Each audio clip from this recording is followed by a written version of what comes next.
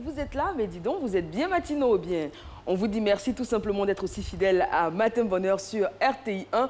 Bonjour chez vous, installez-vous confortablement, toute l'équipe est là et bien au complet pour vous faire vivre une matinale d'enfer. Bonjour Marco. Bonjour Eva, bonjour à tous, absolument, équipe complète. Vraiment motivé, avec de belles couleurs. On est très heureux de vous retrouver en cet avant-dernier jour de la semaine concernant la reprise de la saison par rapport à Matin Bonheur. Aujourd'hui, les jeudis, vous savez qu'on a les fondamentaux, astuces et conseils, entreprendre. Dans la rubrique entreprendre, nous allons parler avec quelqu'un qui est un modèle pour les jeunes, tant il a souffert, mais aujourd'hui, il cumule de nombreux trophées donc en tant que promoteur, donc opérateur économique. En tout cas, on va discuter avec lui. Je ne vous dis pas le nom, mais vous allez le reconnaître dans quelques instants. Et puis, dans la rubrique santé, la thématique santé va s'intéresser aux maladies de la thyroïde. J'espère que vous allez être concentrés et nous envoyer de nombreuses questions via notre site. Ça va, Fatim?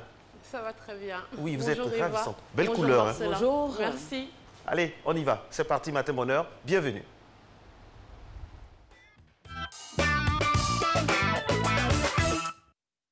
Bonjour à tous, nous sommes donc le jeudi 9 novembre 2017 et l'homme du jour, c'est incontestablement Deto Leto qui se retrouve à la une de plusieurs journaux, exception 7 pour Fraternité Matin, qui consacre sa une au Millennium Challenge Corporation et la Côte d'Ivoire vise déjà le deuxième programme. Le journal propose aussi une interview exclusive d'Henriette Diabaté qui évoque la situation socio-politique, le RHDP et l'alternance en 2020. L'intelligent d'Abidjan vous informe de ce qu'a dit Deto Leto sur les 7 femmes tuées et l'obus sur un marché d'Abobo en mars 2011. On retrouve aussi l'interview de Maxwell Cornet, l'attaquant des éléphants, avant le match face au Maroc. L'expression cite Deto Leto à sa une. Pourquoi je me suis rendu au Golf Hotel? Le quotidien propose aussi un reportage sur le groupe scolaire Clouecha d'Abobo. Je vous en dirai plus dans le cadre de la revue de presse. Ce matin, l'Inter fait des révélations sur le tête-à-tête entre Alassane Ouattara et Guillaume Soro. Les deux hommes prennent des engagements que je vous dévoilerai dès le démarrage de la revue de presse. Et on apprend que plusieurs officiers français sont actuellement en renfort à Abidjan. Le journal de l'opposition, Notre Voix, titre « Procès Gbagbo et Blé-Goudé, Deto coince encore l'équipe de Bensouda ». Autre sujet à la une, l'arrestation de 55 personnes à Bouaké pour trafic de drogue. Et pour finir, on parle emploi à la une du mandat qui titre « Une agro-industrie locale recrute 3000 jeunes » et vous indique les conditions requises, ça peut servir. Au sujet du règlement du conflit à l'ouest, les cadres du Grand Centre et du Cavali mettent sur pied un comité mixte. C'était donc les titres. Je vous retrouve pour la revue de presse aux alentours de 6h45. À tout à l'heure. Merci Fatim. Et d'ailleurs, on est impatient d'avoir le détail des articles que vous venez d'évoquer à l'instant. Un titre qui m'a interpellé, on en parle souvent sur ce plateau, Marco. Oui, la lutte contre la drogue, qui prend de l'ampleur, qui s'intensifie pour le bonheur des populations, je trouve. Encore de la drogue, comment on dit ça, confisquée, c'est ça, auprès de trafiquants. Et bien, courage à tous ceux qui travaillent dans cette brigade et sont dans ce domaine-là. On est de tout cœur avec vous. D'autant qu'il faut faire en sorte que ça ne rentre pas dans les habitudes, parce qu'on a l'impression que quand on est jeune, on doit forcément passer par là, ce qui n'est pas le cas. On le dit, on le redit tout le temps sur ce plateau, il faut faire attention. Et surtout, on s'adressait la dernière fois à tous ceux qui sont dans les environnements auprès des écoles, Eva. C'est très important, il faut avoir la vigilance de tous les instants. La suite de ce rendez-vous, Eva, on va Oui, la suite, c'est une chronique, on dira une rubrique, d'ailleurs très conseillée aux jeunes, moins jeunes, comme vous voulez, c'est le sport tout simplement, il ne faut jamais s'en priver et plus tôt on s'y met, mieux c'est pour le corps. La gym, c'est parti. Le sport, quel sport? Bonjour à tous, je suis ravi d'être en votre compagnie pour cette séance de gym. Aujourd'hui, nous avons un programme plein de mouvements qui vont nous permettre de travailler le bas du corps. Pour ce faire, je suis accompagné de Samira à ma gauche et de Cindy à ma droite. Faites juste un peu d'espace autour de vous à la maison. Et top, on part déjà pour les échauffements. On écarte les jambes au moins de la largeur des épaules et on descend, on balaye là et on pousse. 1, 2. Prenez tout votre temps. 3. Super. 4. Encore 4. 5. 6. 7. Et 8. Cette fois-ci, on met les mains en hanche. On fait de légers squats là. 1, 2, 3, 4, 5, 6, 7, 8. On part là. 1, 2, 3. On engage les mains. OK. On ramène les mains au niveau de la hanche. Pour travailler aussi le haut du corps. Un tant soit peu. Allez, on monte sur la pointe des pieds avec la jambe qui reste en arrière. Allez. 1, 2, 3, 4, 5. Les jambes doivent être bien écartées. 7, 8 encore. 1, 2, 3, 4, 5, 6, 7, 8 encore. 1, 2, 3, 4, 5, 6, 7, 8 plus haut. 1, 2, 3, 4, 5, 6, 7. Ça nous permet de travailler le fessier lorsqu'on lève la jambe. Donc cherchez à aller bien haut. Vous allez sentir des contractions au niveau du fessier. Allez encore. 1, 2, 3, 4, 5, 6, 7, 8 encore. 1, courage. 2, 3, 4, 5, 6, 7 et 8. Allez, 8 encore. 2, 4, 6 et 8. Allez, on revient là. On va monter les genoux. 1, 2, 3, 4, 5, 6, 7, 8 encore. 1, on fait une petite rotation du torse. 2, 3, 4, encore 4. 1, 2, super. 3, sur une jambe. 1, 2, 3, 4, 5, 6, 7, 8 encore. 1, 2, 3, on lève bien les bras. 5, 6, 7, 8 encore. 1, 2, courage. 3, 4, 5, levez bien la jambe. 6, 7, ok, on change. 1, 2, 3, 4, 5, 6, super. 6, 8 encore. 1, 2, 3, 4, 5, bien haut la jambe. 6, 7, 8 encore. 1, 2, 3, 4, 5, 6, on met du rythme. Ok, super, sur une jambe. Allez, on repart là. Super, on en fait 8. Allez, encore 4. 1, 2, 3 et 4. Super. Allez, on souffle. On revient là. Toujours, on monte sur la pointe des pieds. Ok. On va aller talon aux fesses. 1, 2, 3, 4. Encore. 1, 2, 3, 4. Encore. 1, 2, 3, 4. Encore. 1, 2, 3, 4. Dernier. 1, 2, 3 et 4. Une jambe. 1, 2, 3, 4, 5, 6, 7, 8. On change. 1, 2, 3, 4, 5, 6, 7, 8. On change. 1, 2, 3, 4, 5, 6, 7, 8. Dernier. 1, 2, 3, 4, 5, 6, 7. Ok, super. Allez, on revient au milieu. On va faire des squats bas. On descend. 1, 2, 3, 4, 5, 6, 7, 8. Encore. 1, 2, 3, 4, 5, 6, 7. Ok, super. Allez, on monte. On balaye. On descend. On pousse. Allez, on souffle bien lorsqu'on remonte. Allez, une dernière fois. Bravo. Super. Bravo les filles. Bravo Samira. Bravo Cindy. J'espère que chez vous aussi, vous avez réussi à nous suivre, à faire tous ces mouvements. Si ce n'est pas le cas, regardez encore les émissions, répétez ces mouvements chez vous à la maison. Je suis sûr que vous allez réussir à le faire. Rendez-vous demain pour travailler cette fois-ci le haut du corps. Ok, demain on va travailler le haut du corps. Eva tout à l'heure faisait les mouvements, elle est en pleine forme Eva, ça va? Oui. La pêche. Super bien, oui. On va faire... oui, non, ça va. Si ça va bien chez vous, enfin chez vous, ça va chez moi. En tout cas, merci. En tout cas, on est très heureux d'être en votre compagnie. Aujourd'hui, nous sommes bien sûr le jeudi 9 novembre 2017, où on s'amenuise tranquillement vers la fin de l'année. Et le 9 novembre, c'est la date anniversaire du départ d'une personnalité politique française, figure titulaire de la nation française, le général de Gaulle, parti donc depuis le 9 novembre 1970 à 19h15. Charles de Gaulle meurt paisiblement dans sa maison de la Boisserie à Colombey, les Deux Églises, en Haute-Marne. Il est pris de malaise en faisant une réussite aux cartes. L'ancien président de la République était né près de 80 ans plus tôt. Et ici en Côte d'Ivoire, on a bien évidemment le célèbre pont de Gaulle qui a été construit de 1964 à 1967. Il traverse la lagune Ébrié et son architecte est Henri Chaumette. Il est construit en béton préfabriqué et précontraint.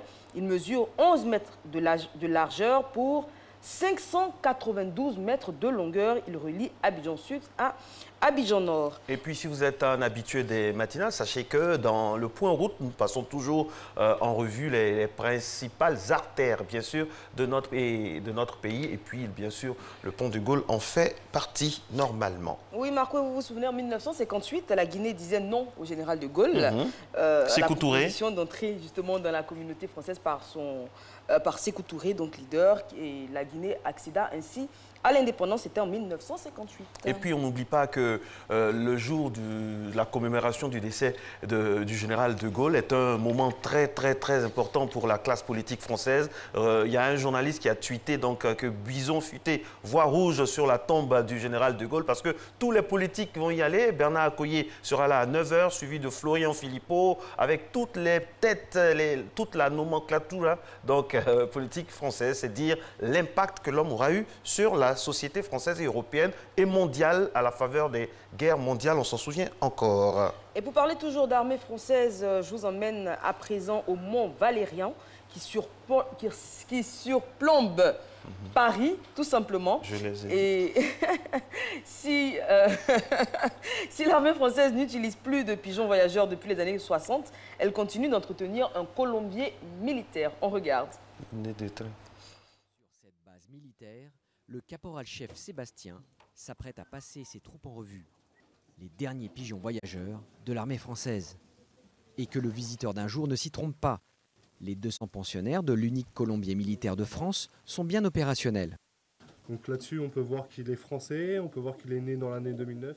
Installé sur la forteresse du Mont Valérien, au sein du 8e régiment de transmission, le colombier surplombe Paris et sa banlieue ouest. Un lieu d'entraînement idéal pour les pigeons, des animaux capables de se repérer grâce aux champs magnétiques terrestres et de retrouver leur chemin, même à des centaines de kilomètres de distance. L'armée les utilisa à partir de 1870 et ils serviront pendant des décennies à pallier l'absence de lignes téléphoniques ou de radio. Non loin du colombier, un musée retrace d'ailleurs les exploits de ces pigeons soldats qui ont pu transporter de précieux messages, mais pas seulement, après les guerres d'Indochine et d'Algérie. Certains volatiles ont même été décorés pour leur bravoure. Avec ce colombier, l'armée française veut perpétuer cette tradition, mais aussi garder en réserve un moyen de communication toujours très efficace.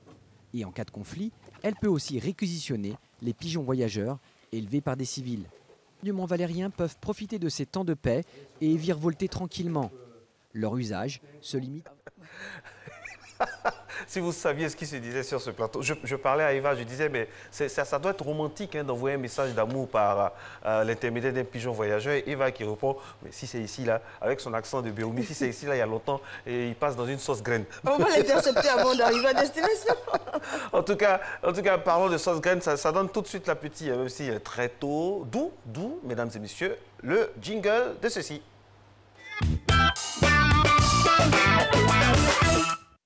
Sauce graine. Non, du tout. Sauce graine et pigeon. Aquessi. Première Aquessi.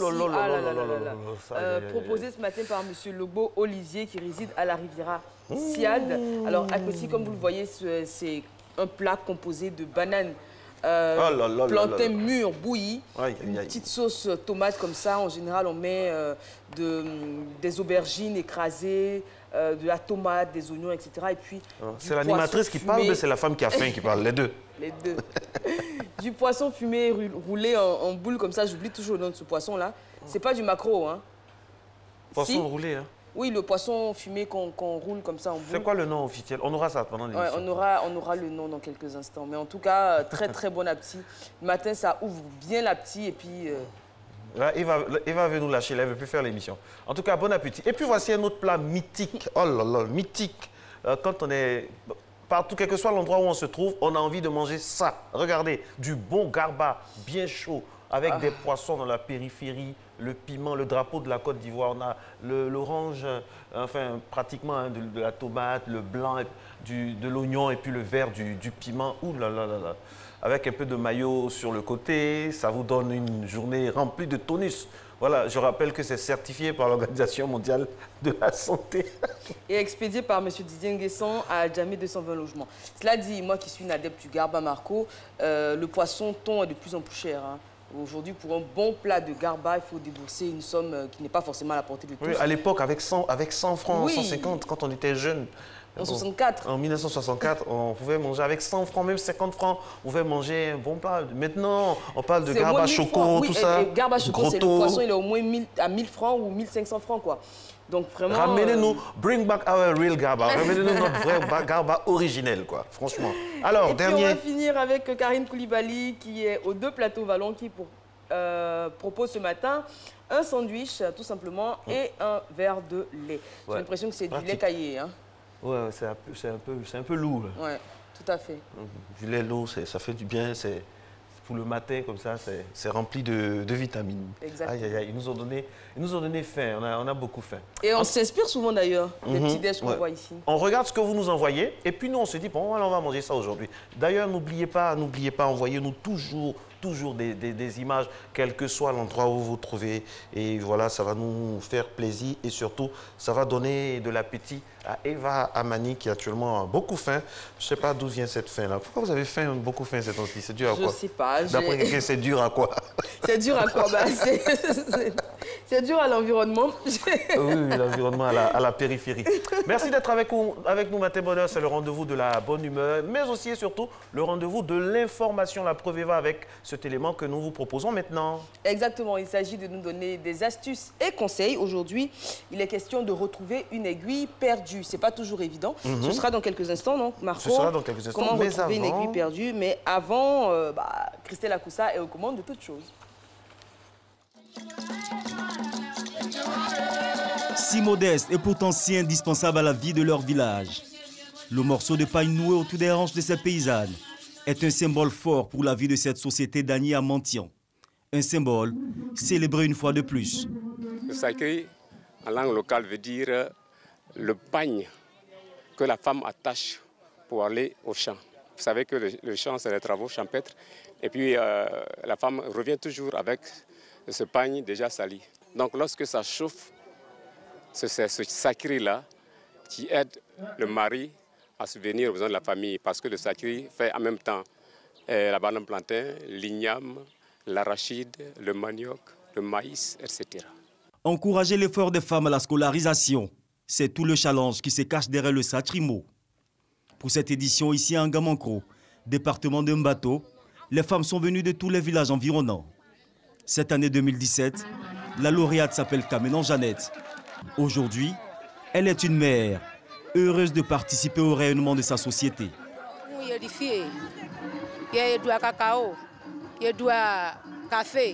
J'ai aidé mon mari à planter cacao, café.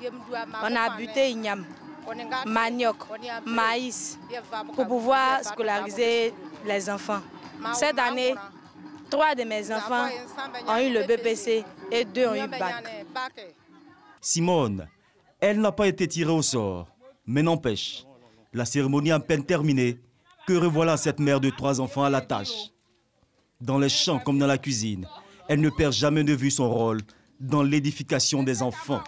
Je fais champ de maïs, champ d'arachide et champ de piment. Bon. C'est ce que moi je fais pour aider mon mari. Bon, si les enfants viennent me dire, maman, on doit payer quelque chose à l'école, s'il n'est pas là, je donne aux enfants, ils s'en vont payer. Des efforts précieux pour le village, mais aussi pour la vie de son foyer. Je suis très content de ma femme. Sincèrement, depuis 10 ans qu'on est ensemble, elle m'aide beaucoup. Surtout quand on va au champ, elle m'aide beaucoup. Le jour où je vais au champ, vraiment, elle ne reste même pas au village. Elle m'aide vraiment à sécuriser les enfants. L'école, c'est important pour moi. Parce qu'aujourd'hui, si les enfants travaillent, c'est pour nous deux. Donc, je dois aider mon mari pour faire tout. À l'ère du développement participatif, disons que le Satrimo est une belle trouvaille. Cette fête encourage les efforts de la femme pour en tirer le dividende démographique.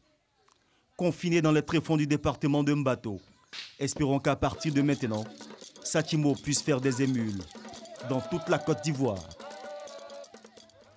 Voilà, cette semaine, première semaine de la deuxième saison de Matin Bonheur, on aura bien sûr, on est très heureux d'être en pays Agni, Mbato, Tiemeleko, Animamba, dans la zone, avec ce reportage-là qui fait cas d'une cérémonie faite pour encourager les femmes à la scolarisation de leurs enfants. Chaque année, cette cérémonie se déroule à Angamakro, bien sûr, dans le département de Mbato. C'est une trouvaille pour participer au développement de la région. C'est bien d'avoir comme ça des initiatives qui soutiennent le développement, Eva. Exactement. Et Satrimo, j'aime bien le... ça sonne bien, j'aime bien le vocable. J'aurais demandé à mon voisin qui est Annie, s'il parlait Annie, de nous traduire Satrimo. C'est l'esprit que je vous ai expliqué tout de suite. Non. Traduction littérale. Qu'est-ce que ça veut dire? C'est une expression qui veut dire, mais qui fait cas du remerciement. On remercie, c'est pour récompenser toutes ces initiatives-là voilà, par rapport aux femmes, qui encouragent les enfants, les femmes, tout ça. C'est un concept, au fait. Exactement. C'est un concept, voilà, et vous venez de du Ghana. reconnaissance. Oui, comme les Akans en général en Côte d'Ivoire. Oui. Et les Agnis représentent environ 1 251 339 000 personnes. C'est beaucoup, vous êtes nombreux quand même. Bah oui, et puis n'oubliez pas que pour la petite histoire, nous avons été les premiers, le premier, pour parler comme quelqu'un... Le plombier. à entrer en contact avec les Européens, donc voilà. Et qu'est-ce que vous en avez gardé? Ben non, ils sont passés par nous d'abord parce qu'ils ont vu que voilà, peut-être il fallait passer par nous déjà. Voilà. Nous étions un peu les porte-parole. Exactement.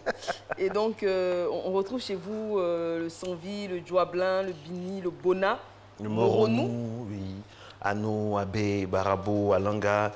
Puis on a près de 860 000 locuteurs. Et sur 1 251 000, c'est pas beaucoup. La langue se perd. Ah, vous pensez? Bah oui. Ah, non, la langue est dynamique, donc ça ne se perd pas forcément. Et puis les Agnis sont très glamour. Salut tous les Agnis qui nous regardent.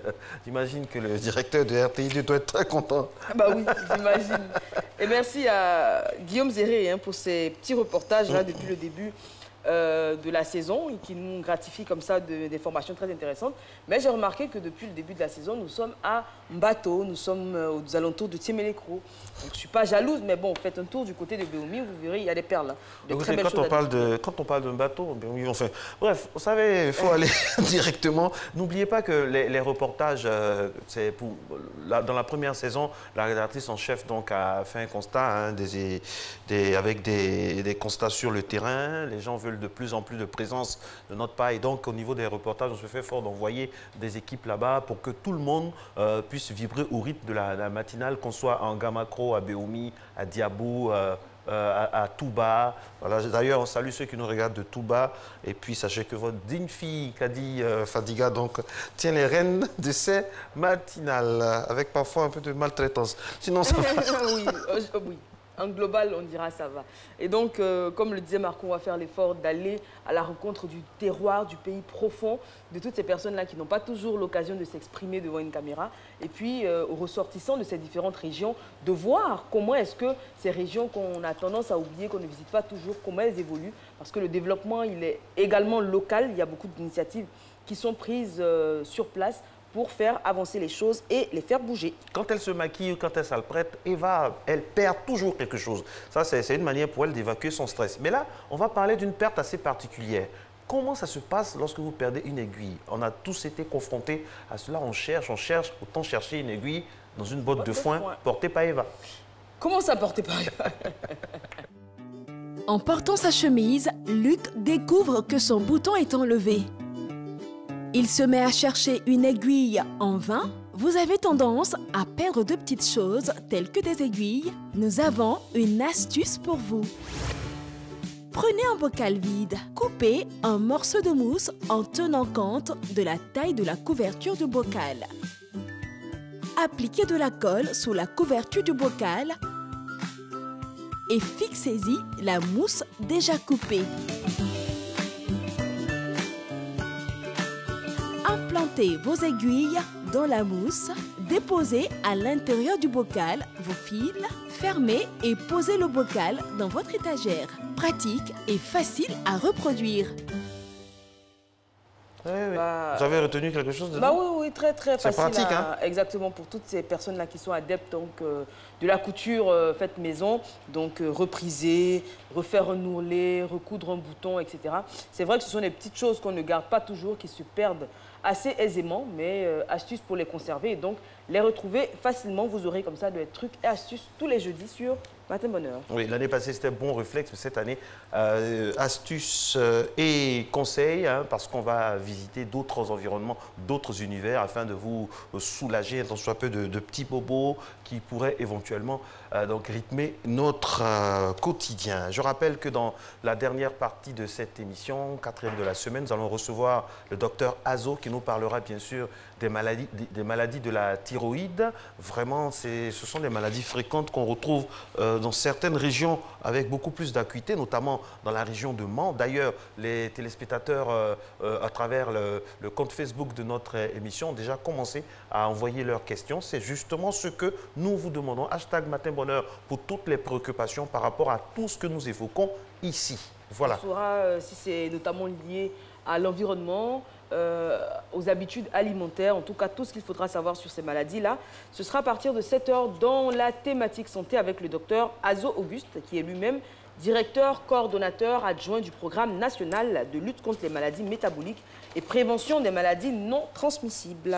Et puis, dans quelques instants seulement, nous allons recevoir un jeune très apprécié par une certaine frange de la population. Hein. Il nous fait danser, mais pas au sens premier du terme, parce qu'il est propriétaire de nightclub, il est producteur d'artistes. Il a commencé tout petit. Le truc, mesdames et messieurs, c'est que le mardi, on a parlé de comment entreprendre. Les mardis, c'est la théorie. Nous discutions théorie sur l'entrepreneuriat. Et puis, le jeudi, nous prenons un cas pratique. Aujourd'hui, c'est quelqu'un qu'on aime bien. Je ne sais pas si je dois dire son nom.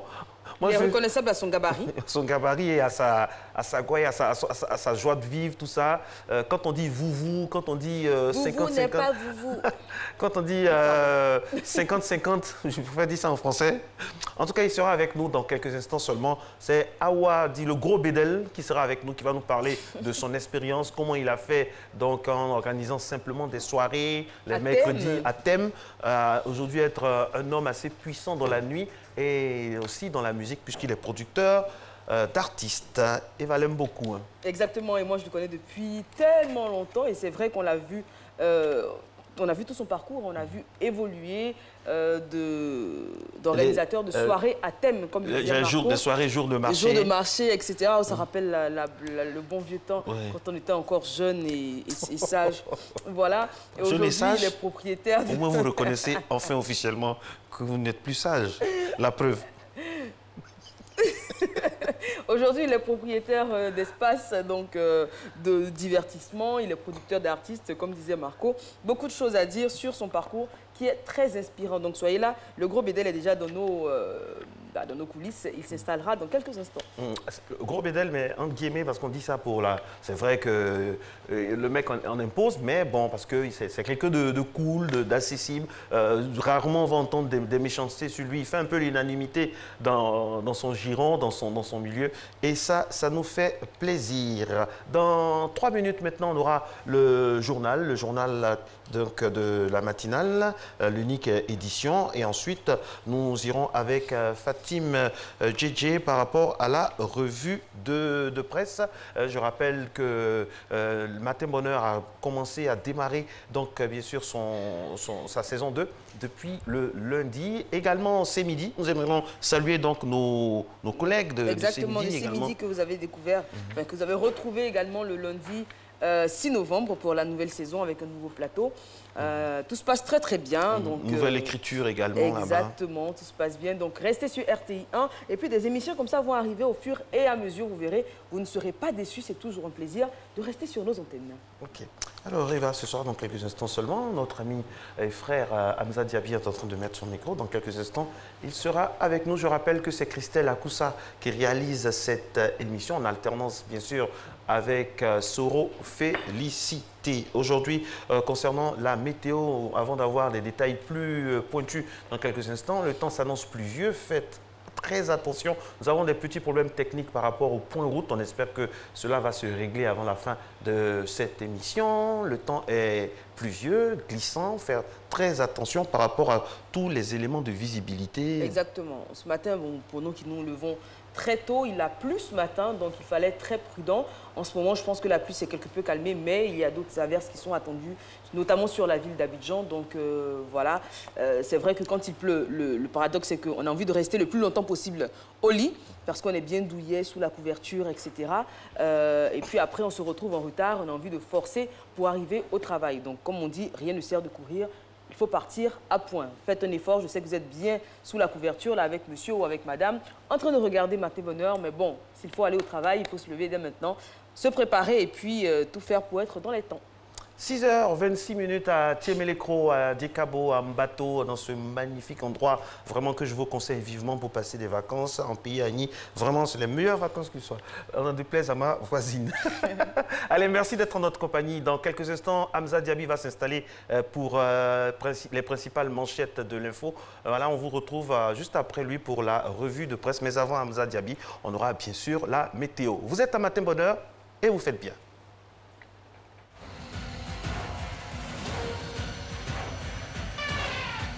L'éléphant, puissant et jamais sans son groupe. Le lion, roi de la forêt, souvent solitaire. Le 11 novembre, ils seront face à face. Face à leur destin, face à l'histoire. Ce sera un affrontement sans merci. Un choc entre deux géants qui visent la même chose, un billet pour la Russie. Ce sera le match d'une vie, le match d'une carrière.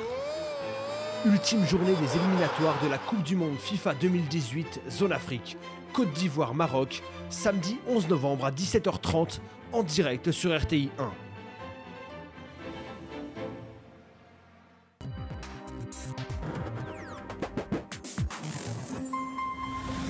Moi, je suis fier de partager la même culture que toi, frère. Ce n'est que le début du commencement. Ça, c'est absolument incroyable.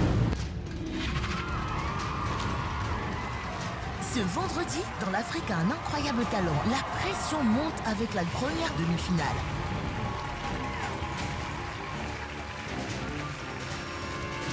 Il faut avoir des couilles. Non. De toute façon, je vais ouvrir mon placard. Je suis là. Il ne reste plus que 15 places pour accéder à la finale.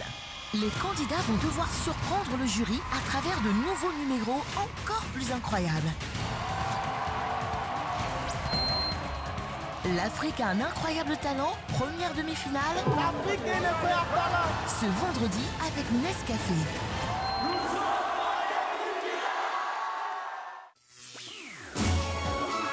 Remporte 10 millions de francs CFA. Répond à la question posée. Comment s'appelle la présentatrice de l'émission? Connie ou Francine? Envoie ta réponse Connie ou Francine par SMS au 7720. Chaque semaine, un gagnant. Joue pour l'emporter. Exprime ton talent. Tout commence avec un Nescafé.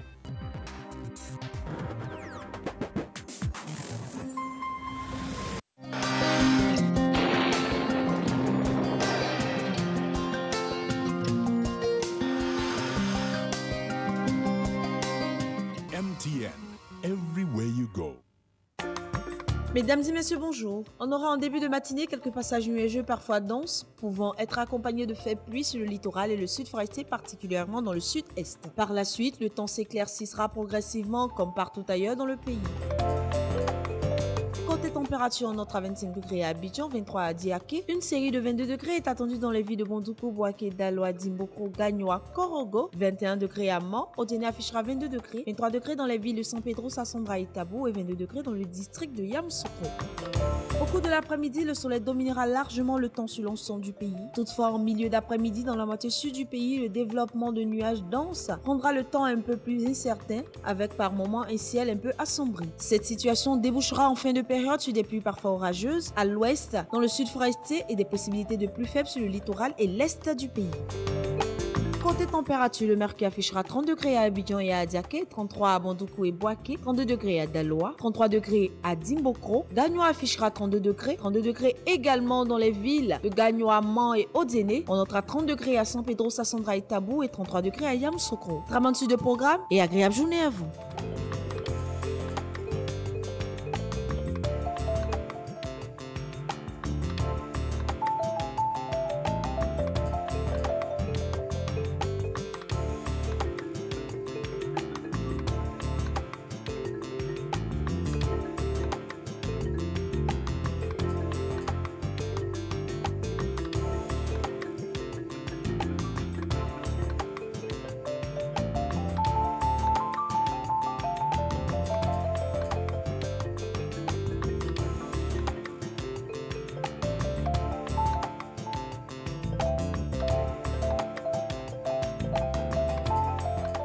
MTN, everywhere you go.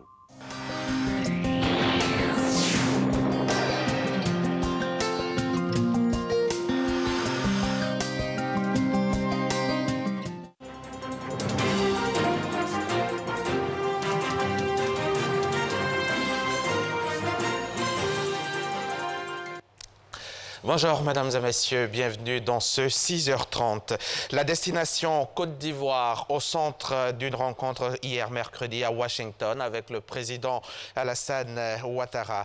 La rencontre s'est déroulée au centre d'études internationales et stratégiques en présence d'hommes d'affaires, d'hommes politiques et d'universitaires. Occasion pour le chef de l'État de parler de la sortie de crise et de la croissance économique de la Côte d'Ivoire avec pour objectif de montrer que la Côte d'Ivoire tient aujourd'hui sa place sur la scène internationale. Jérôme Kofi Aboulin. Des universitaires, des hommes d'affaires ainsi que des politiques à Washington à l'écoute du président de la République Alassane Ouattara ce mercredi. L'objectif visé par le chef de l'État ivoirien est bien clair. Il s'agit pour lui de présenter la Côte d'Ivoire comme un cadre de facilitation des affaires à ses hôtes. Le président Alassane Ouattara, à cet effet, est parti de son expérience de sortie de crise à ses recettes de redressement de la Côte d'Ivoire pendant le temps de son exposé d'environ 1 heure d'horloge. Il a surtout mis l'accent sur des secteurs clés choisis pour le développement de la Côte d'Ivoire, notamment la santé, l'éducation, les infrastructures et avec comme point d'ancrage l'employabilité pour ce qui est des jeunes. Il s'en est suivi un temps de questions-réponses et à ceux qui ont surtout voulu savoir ce qui anime le président de la République, Alassane Ouattara, dans ses démarches, il a réagi simplement en évoquant sa contribution au développement de son pays et au bonheur de ses compatriotes. Au cours de la conférence de presse qu'il a tenue par la suite, il a indiqué l'importance du choix du MCC porté sur l'éducation et le transport au regard du don fait à la Côte d'Ivoire. Beaucoup d'entreprises qui viennent nous disent qu'elles ne trouvent pas des gens suffisamment qualifiés ou bien formés. Donc ce programme nous permettra d'améliorer la formation des jeunes, améliorer l'emploi des jeunes parce qu'ils sont bien formés. Et moi, j'en suis très heureux parce que la formation et l'emploi des jeunes est au cœur de notre stratégie. En ce qui concerne maintenant la question du transport, c'est évidemment, Abidjan est une ville de 6 millions d'habitants. Et avec ça, il y a des problèmes d'embouteillage, de difficultés de transport. Donc tout cela va contribuer à avoir un plan beaucoup plus efficient qui permettra à la ville d'Abidjan de connaître plus de fluidité dans la circulation et dans la mobilité. Pour terminer, le président de la République a souhaité, dans le cadre d'un autre compact, que la Côte d'Ivoire ait la possibilité de développer d'autres secteurs, notamment celui de la santé. Le procès de Laurent Gbagbo et de Charles Blé Goudé a repris mardi à la Cour pénale internationale. Le général à la retraite Firmin Détoloto était mercredi à son deuxième jour d'audition devant les juges pour son témoignage dans le cadre du procès pour crimes de guerre et crimes contre l'humanité visant l'ex-président ivoirien Laurent Gbagbo. Olivier Iriebi, à Boussanogo. Commandant des opérations de la zone d'Abidjan au moment des faits, le général Détoloto Firmin, 70e témoin à charge, a été interrogé depuis Abidjan par maître Melissa Park du bureau du procureur Fatou Bensouda sur, entre autres, la marche des femmes d'Abobo, les réunions de la hiérarchie militaire avec l'ex-chef de l'État Laurent Gbagbo. Le général Détoloto Firmin n'a pas pu effectuer le déplacement à La Haye.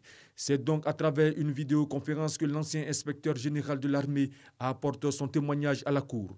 Selon le témoin, lors des élections de 2010, les forces terrestres avaient été réquisitionnées pour sécuriser le déroulement du scrutin présidentiel. Au fil des jours, la tension monte, notamment à Abobo. À chaque événement, se souvient Détoloto Firmin, l'ensemble des hauts gradés rendaient compte de la situation sur le terrain lors de réunions avec Laurent Gbagbo. La question de la déclaration de la commune d'Abobo comme zone de guerre est restée en suspens.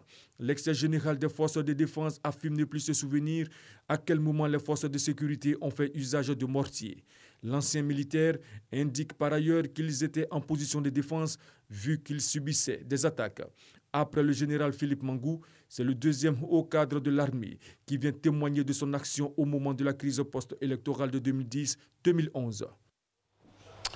Hier, mercredi, une violence entre un élève en classe de seconde et un apprenti de minicar appelé communément Baka vire au drame. Pour 50 francs, l'élève ôte la vie à l'apprenti. Cette scène a eu lieu à Béago dans la commune de Yopougon aux environs de 11 h. On y retourne. Frédéric Oulaye. Ligne palais de justice, Béago dans la commune de Yopougon. Des transporteurs en colère, l'un des leurs, apprenti de minicar appelé Baka, a eu la gorge tranchée par un élève. Plusieurs versions à l'origine du drame, mais une récurrente, celle d'une bagarre autour d'une pièce de monnaie de 50 francs CFA. C'est nous à la gare de Béago ici, nous on roule les Baka, on a un problème de 50 chaque fois. Donc le client a dit non, que le cas lui remettre ses 50, il dit il n'a pas la monnaie. Il dit bon si il vient au quartier, je vais te remettre ta monnaie. C'est tout, hein, c'est 50 francs. Il allait faire par là, par la gare, de 50 francs. Tout le monde a donné raison. Il reste tranquille, il va donner des 50. Il dit, bon, il lui va piquer quelqu'un à la gare ici. La scène s'est déroulée un peu plus loin, à ce carrefour, celui du terminus Béago. L'apprenti même qui est mort là, il a garé le Baka, il dit, madame, venez monter. Il a dit, il n'y a pas, dedans même est serré. Non, il a dit, je ne monte pas. Ma fille qui est enceinte a dit, maman, on a arrêté, on a monté. Il dit, je ne monte pas. Baka a demandé un monsieur qui a arrêté le Baka. Donc, quand le monsieur a arrêté, le chauffeur a garé. Je vois un jeune qui a arrêté là. Ça n'a même pas fait 2 minutes même. Hein. La prise sa tête, la coin, vite, j'attends, boum. J'étais paniqué jusqu'à prendre, je tremble. L'élève âgé de 17 ans, en classe de seconde, l'acte commis a pris la fuite. Puis rattrapé par les populations, il a été battu. Grièvement blessé, nous l'avons retrouvé en salle d'urgence au CHU de Yopougon. Il a pu donner les raisons de son acte. J'ai emprunté un taxi pour aller à l'école. J'ai donné 200 francs au taximètre, sachant que le transport coûte 100 francs. Il me dit non, l'essence c'est quand le transport. Mais il lui dit comme moi, je ne sais pas. Moi, il a l'habitude d'emprunter à 100 francs, donc donne-moi avec 100 francs. Il me dit non, allons à la gare. Arrivé à la gare, tous ses amis, ses collègues sont pour lui. Ils sont contre moi. Pourquoi moi, j'ai dit c'est 150. Je suis content, mais t'as fait me bagarrer. Jusqu'à mon mis en bas d'une voiture. Tout le monde en bas d'une voiture, j'ai vu que mon caquet était gâté, mon caquet était froissé. Et j'allais à l'école. Vu que les cours sont déjà terminés, donc je suis revenu à la maison. Et le même jeune homme qui a pris caillou contre moi, il est vu en train de balancer. Donc quand il est vu en train de balancer, il a poussé automatiquement la vie de voiture. Et moi, il a couru. Après les soins, l'élève sera transféré à la direction de la police criminelle. La Sotra a enregistré mardi un incident sur sa ligne à Bobo-Doumé-Trècheville. Un bateau de 96 places a pris feu. Aucune perte en vie humaine enregistrée. Pour l'origine de l'incident, le directeur de la Sotra, Industrie, donne ici des explications. Au micro de Davis Oyo et Franck Quadio. Des images filmées à partir d'un téléphone portable. Un bateau-bus de la ligne Abobo-Doumé-Trècheville de la Sotra en flammes dans l'après-midi du mardi 7 novembre. Le constat est aussitôt fait par notre équipe sur le terrain et 24 heures après, une rencontre avec les responsables de la Sotra. L'incident est selon eux dû à une panne technique. Les salades d'eau, c'est ce que vous voyez sur l'eau, c'est-à-dire ces espèces de nénuphars que nous avons, qui sont des plantes aquatiques en fait. Vous les voyez partout sur la lagune, surtout en période de forte pluie, et qui représentent en fait des obstacles à l'aspiration de l'eau. Et lorsque l'eau ne vient pas en quantité suffisante dans les tuyauteries d'aspiration, puisque cette eau sert à refroidir les gaz d'échappement connaissent une légère surchauffe d'abord, qui sont détectés par des détecteurs de sécurité qu'il y a sur le bateau. Donc ce qui est arrivé, c'est un cas malheureux. C'est-à-dire nous avons vécu longtemps avec ces nénuphars-là. Nous avons un dispositif de sécurité sur le bateau qui a fonctionné jusque-là. Mais en fait, ce qui est arrivé hier, on s'est rendu compte que c'est une limite. Pas de raison de s'inquiéter donc. La Société des transports abidjanais rassure, des mesures sécuritaires existent pour la prévention d'éventuels incidents.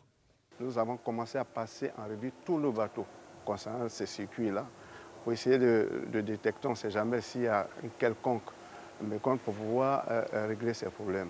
Nous sommes aussi en train de mettre en place tout un dispositif de lutte contre l'incendie au cas où, de telle sorte qu'on ne perd plus des navires et qu'on ne expose plus, si vous voulez, la sécurité et la vie de nos usagers. Ce qui est arrivé n'a rien à voir avec l'âge du bateau. Chaque 6 mois, 1 an, nous devons présenter nos bateaux à l'administration maritime pour validation. Un peu comme on le fait pour les véhicules, concernant la SICTA par exemple. Nous faisons le même exercice et à l'occasion, nous remettons nos bateaux dans les normes. Pour rappel, une dizaine de minutes après son départ de la gare, le bateau-bus de la ligne à Bobo-Doumétrècheville, plein de passagers, a commencé à dégager de la fumée à plusieurs endroits. Une autre navette a aussitôt été dépêchée par les responsables de la gare pour le transfert des usagers avant le déclenchement du feu qui a pu être circonscrit une fois le bateau emporté par le courant vers le rivage grâce à l'intervention des sapeurs-pompiers aidés par les populations. Bilan uniquement des dégâts matériels. La Bissa 2017 a pris fin le dimanche 5 novembre dernier à Grand-Bassam par le message du 25e roi de la 10e dynastie des Alawamba, par ailleurs président de la Chambre des rois et chef traditionnel de Côte d'Ivoire, Aoulawe Amontanoé, roi d'Nzima Kotoko de Côte d'Ivoire. Après les vœux de Nouvel An du peuple Nzima, le roi s'est adressé à son peuple et aux Ivoiriens. C'était au micro d'Herman Niamia. Accolades, présentation de vœux au roi et danse au son de la fanfare qui a remplacé l'Indongbolé, renversé depuis le dimanche à minuit. C'est le nouvel an du peuple Nzima. Après 8 jours de festivités, la Bissa 2007 vient ainsi de s'achever. C'est le moment pour le roi de s'adresser à son peuple et lui souhaiter bonne année. Dans son message de nouvel an, le roi d'Nzima Kotoko s'est prononcé sur la situation sociopolitique en Côte d'Ivoire. Nana Amontanoé a fustigé le comportement des Ivoiriens qui font une fixation sur 2020, qui est une année électorale. À mon humble avis, le dénominateur commun de l'évolution négative à mes égards que nous traversons dans notre pays tient à un chiffre, c'est 2020. 2020, pour nombre d'entre nous, s'est traduit par une course effrénée au fauteuil présidentiel. Même si la Côte d'Ivoire devrait brûler, ça ne dérangerait pas nombre d'entre nous. Cette situation a provoqué des crises multiples, jusqu'au sommet de notre pays. Nana Amontanoé souligne que c'est d'ailleurs cette situation qui dépeint sur la région du Cavalier, en proie présentement à une crise entre communautés. Il invite donc les différents chefs à s'impliquer dans la résolution de cette crise afin que partout où se trouve un Ivoirien sur le territoire national se sente chez lui.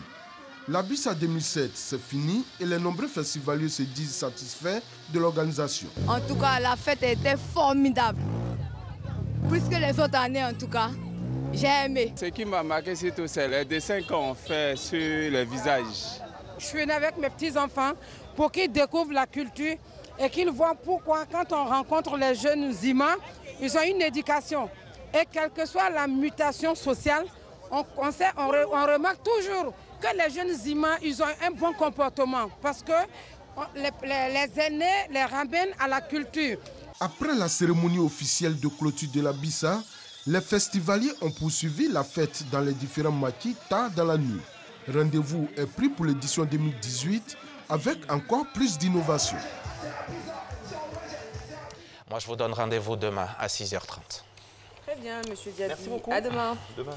Excellente journée à vous. Merci. Il est temps de retrouver Fatim Djedje pour la revue de presse.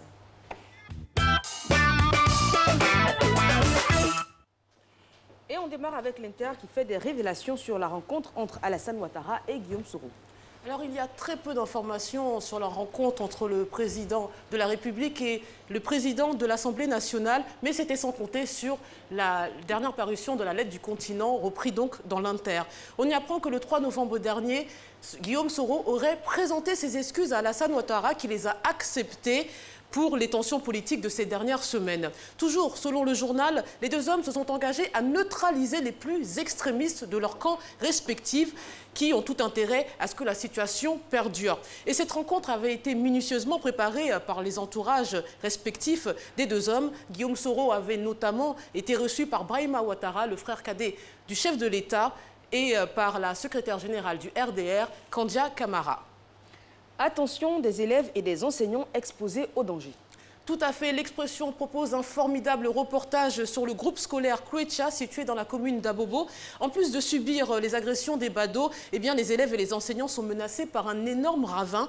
Lorsque mes confrères sont arrivés sur place, ils ont été choqués au point de dire que la chanson du Zouglouman Fitini, ici, prend tout son sens. Il y a des bâtiments vieux de plusieurs années, des murs défraîchis, une cour insalubre, des fosses septiques installées dans la cour de l'école, couvertes de moisissures par endroits. En plus des crevasses visibles partout, un autre ravin situé entre deux bâtiments est sur le point de scinder en deux, l'école du moins en deux. Il y a donc un véritable danger. Et le quotidien Notre Voix revient sur la mort suspecte d'un détenu à la Maka. En effet, Yves Lambert Oulaye, qui a été transféré à la Maka le 13 octobre dernier, y a trouvé la mort dans des conditions suspectes. Le père de la victime, totalement abattu par le décès de son fils, eh bien, s'est confié à Notre Voix. Et selon lui, Yves Lambert Oulaye a été arrêté par la police et conduit au commissariat du 23e arrondissement de Yopougon en Dokwa le jeudi 12 octobre. Le lendemain, l'officier qui avait en charge son dossier a fait savoir à la famille qu'il avait déjà signé son procès verbal et que l'enfant allait être conduit au parquet. Du parquet, il a été conduit à la Maka, où il a trouvé la mort. D'après ses proches, Yves Lambert Oulaye n'était pas malade au moment de son arrestation, raison pour laquelle la famille demande une autopsie. L'attaquant des éléphants, Maxwell Cornet, accorde une interview à l'Intelligent d'Abidjan. Comme l'ensemble du groupe, Maxwell Cornet est conscient de l'enjeu du match face au Maroc. Et à la question « Êtes-vous personnellement prêt pour cette rencontre décisive ?» il répond « Notre seul adversaire, c'est nous-mêmes ». Puis, lorsqu'on lui demande « Avez-vous tiré des enseignements du match face au Mali ?» il affirme « Quand on sort d'un tel match, on en tire des leçons, on se sert de nos erreurs pour ne pas les commettre à nouveau. Je peux vous assurer qu'on va tout donner. » Alors, on leur souhaite bonne chance. Et pour finir, le Larousse compile les mots disparus du dictionnaire. Et oui, signe que la langue française est bien vivante. À l'occasion du bicentenaire de Pierre Larousse, la célèbre maison d'édition a exhumé les mots qui ont été exclus de son dictionnaire. Adverbe, verbe, nom. Environ 10% des mots présents dans le dictionnaire en 1856 ne figurent plus dans les colonnes du Petit Larousse illustré 2018. Alors vous connaissez mon tempérament joueur, donc Eva et Marcelin, je vous propose des devinettes. Si je vous dis mignotise, indice, vous êtes magnifique aujourd'hui, c'est du mignotisme. Qu'est-ce que ça peut être? Une évidence? Bien joué. Pour être non, modeste, non. Quand je vous dis vous êtes jolie, vous êtes agréable. C'est un compliment. Un compliment. Un synonyme, c'est une flatterie. C'est pas loin. Alors si je vous dis, j'espère que je prononce bien, velke ou velche, qu'est-ce que ça peut signifier? C'est le contraire de Marcelin. Tout le contraire de Marcelin. Vilain? Pas loin, mais... Hideux? Non. C'est un homme sans goût et ignorant. Ah, donc vous reconnaissez que j'ai du goût, Lolo? Ça me touche. Tout à fait. Alors le dernier, alors attention, là c'est un piège, hein. Ce n'est certainement pas ce que vous croyez. Donc c'est Eva qui va répondre. Pète en l'air. Pète en l'air. Pète en l'air. Dispersé? Non, c'est un vêtement. Un indice, c'est un vêtement. Un pantalon? Non. Un sous-vêtement? On le met pour se coucher. On peut le mettre pour se coucher. Un pyjama? Presque. C'est une robe. Un string? Oh. C'est une robe de chambre très très courte. Voilà. Donc, bravo, hein, parce que c'est particulièrement difficile, pour ne pas dire difficultueux, pour paraphraser Eva Amani. Allez, je vous dis à vendredi. Regarde Zama. Merci beaucoup. Merci beaucoup. Merci Fatim. On vous retrouve demain, Fatim, avec beaucoup de plaisir. La revue de presse et la titrologie, c'est toujours un plaisir. Vous allez découvrir d'ailleurs tout à l'heure sur notre compte Facebook une magnifique photo de Fatim dans les coulisses. Hier, c'était Eva Amani qui était à l'honneur avec une photo. Ouh là là là là. Vraiment qui vend bien l'émission dirigée par Kadi Fadiga, rédactrice en chef. Nous allons avoir un rédacteur en chef, mais lui c'est un rédacteur en chef de la nuit, un rédacteur en chef de tout ce qui est divertissement. Il est propriétaire de boîtes de nuit, en même temps producteur d'artistes. Aujourd'hui, dans la rubrique Entreprendre, nous avons voulu lui rendre hommage, ou du moins l'appeler pour qu'il puisse nous donner les recettes de son succès. Parce que les mardis, c'est entreprendre, mais au niveau théorique. Et puis maintenant, les jeudis, on a un cas pratique.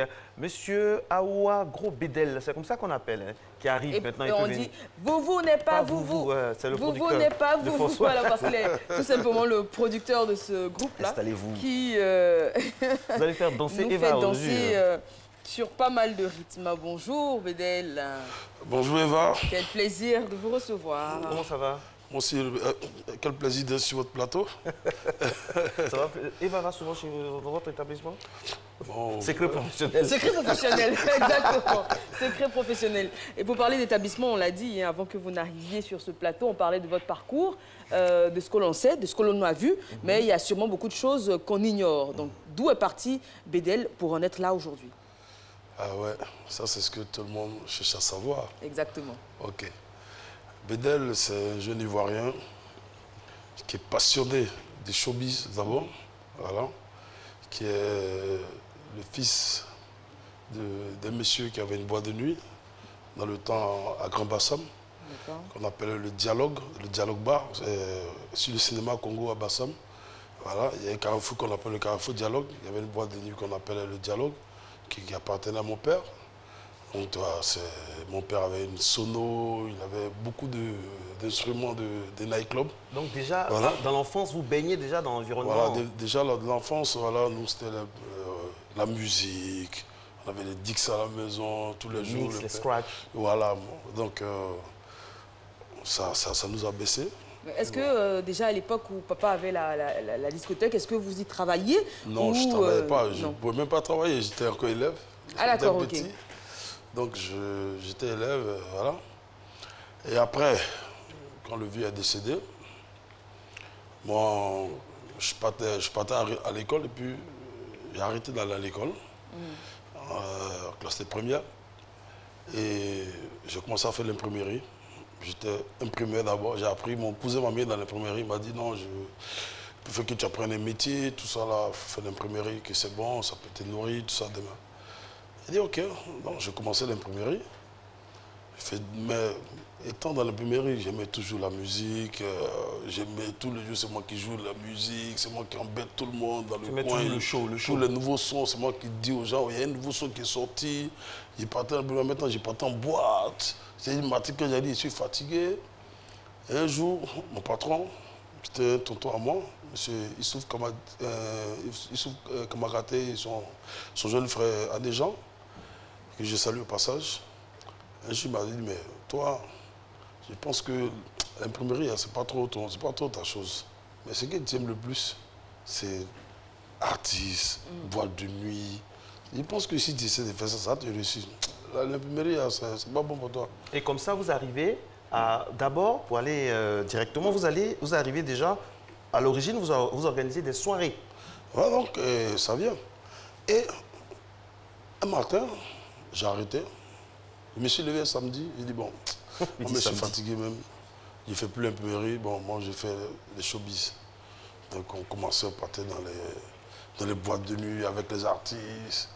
On tournait dans les soirées, on a connu cela, on a connu Luciano, on a connu plein de gars dans la nuit, tout ça. Et moi, après, j'ai commencé à manager les Force One. Et quand les Force One sont allés en Europe, on devait partir ensemble, mais il dit, moi je ne vais pas, moi l'Europe, ça ne m'intéresse pas. Moi, je ne vais pas aller en Europe, moi je vais rester ici. On avait l'opportunité d'avoir le visa, et personne, M. Hervé Cognol, qui nous a fait les visas en collaboration avec Désiré Quadio. Il dit, bon les gars, moi allez-y, moi je reste à Abidjan. C'est vrai, c'est dur, mais je pense que je vais rester ici. Je n'ai pas envie d'aller souffrir en France. Bon, les gars, ils sont partis. Et le grand frère Afouti Magloire m'a dit, bon, au lieu de rester là, viens, on va bosser ensemble. Essayer d'organiser des soirées comme ça, tu peux payer ta maison avec, te gérer, tout ça. Il ne faut pas rester comme ça. Il dit, ok, il n'y a pas de souci. C'est là qu'on a commencé au Palermo. Exactement. On a démarré les soirées. Les mythiques soirées. Les mythiques soirées. J'ai tout à Abidjan. Jour de marché, c'est ça? Non, c'était pas encore le jour de marché. C'était des soirées qu'on nominait des gens. Je bossais avec un frère qui s'appelle Eric Blé. Eric Blé qui apparaît, que je salue ici sur la télé. Eric Blé et moi, on a commencé à bosser. On faisait des soirées, on invitait des icônes, on leur remettait des... Il y avait des clashs entre artistes. Voilà, non, au début, c'était les diplômes de mérite aux artistes comme les David Taïro, les Ziké, toutes ces personnes-là, on leur remettait des trucs. On invitait des footballeurs, tout ça. Et c'est comme ça que c'est parti. Mais, comme moi j'aimais, il fallait que je bosse dur. Je bossais, je partais au feu, les capsules, par des publicités. Voilà, au feu, je distribuais les flyers parce que je voulais vraiment réussir mes soirées. Et quand je rate une soirée, c'est difficilement de dormir la nuit. Donc, c'est comme ça que c'est parti. Et après, le coupé décalé est arrivé. Quand le coupé déclaré est arrivé, il y a un ami qui était le manager du groupe Antipalus qui est maintenant en France, que je salue, Madiès. Il m'a mis en contact avec Douksara. Il a dit à Douksara, si tu vas à Abidjan, j'ai mon petit frère, il s'appelle Bédel, qui est très bosseur. Je pense qu'il faut travailler à lui, il faut le contacter, vous allez travailler un peu ensemble. Donc quand le coupé décalé a commencé, Douksara est venu m'appeler. On s'est vu d'un coin, on a discuté et on a commencé le mouvement de la sagacité. Donc c'est comme ça que je suis rentré dans le système du coupé décalé. Et les gens commençaient à me connaître, commençaient à bosser je faisais des soirées, la Jet Set, le Mola, Lino Versace, Serge Defalé, Borosang, toutes ces personnes me soutenaient dans mes soirées parce que j'avais vraiment la volonté. Même quand ils ne peuvent pas se lever la nuit, je les traquais jusqu'à 4 h du matin, mais ils se lèvent, venus me soutenir. Donc c'est comme ça que mes soirées ont commencé à prendre l'ampleur. Donc on va aller un peu plus rapidement. Hein. Donc vous faites des soirées qui deviennent de plus en plus célèbres, les jours du marché que citait Marco notamment, dans plusieurs boîtes de nuit. Donc vous vous déplacez de boîte de nuit en boîte de nuit. Aujourd'hui, pour arriver donc à aujourd'hui, vous êtes vous-même propriétaire d'un établissement de nuit. Non, aujourd'hui je suis devenu propriétaire. Voilà, je suis devenu propriétaire d'établissement parce qu'il y avait beaucoup de volonté. Je voulais réussir ce que je voulais faire. Je voulais vraiment réussir dans la nuit. Je pense que tout le monde n'est pas né pour être ministre, tout le monde n'est pas né pour être président. Parce qu'on ne peut pas être tous présidents, on peut être tous ministres. Donc dans la vie, Dieu donne la force à chacun d'être quelque chose. Donc je me dis, même étant homme de nuit, il peut être milliardaire. Exactement. On n'a pas besoin de forcément un politicien pour avoir les milliards. Non, mais si tu bosses dur, si tu crois ce que tu fais et si tu es passionné, un jour tu peux arriver.